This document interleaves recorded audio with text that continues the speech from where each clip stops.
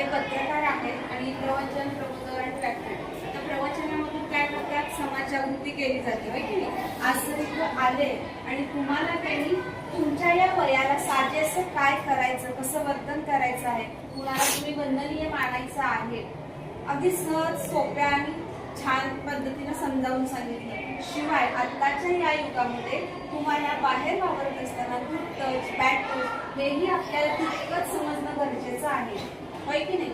हे सुद्धा छान उदाहरण देऊन सरांनी सांगितलंय. आणि जर तुम्हाला तुमच्या प्रगती करायची आहे तर ज्ञानेश्वरीमध्ये हरिपाठ वगैरे म्हटलं तर तिथं स्मरणशक्ती तुमची वाढणार आहे. कारण म्हणत असताना आपण एकाग्रपणे म्हणतो ना की ह्याच्यानंतर कुठली ओळ म्हणायची, ह्याच्यानंतर कुठली ओळ, ते आपल्या कुठंतरी माइंडमध्ये फिट झालेलं असतं. तर चांगली स्मरणशक्ती वाढण्यासाठी काय करायला पाहिजे हे सगळं त्यांनी त्यांच्या आताच्या व्याख्यानामधून सुंदररित्या तुम्हाला सांगितलं. त्याबद्दल मी सरांचा आभार मानते. धन्यवाद.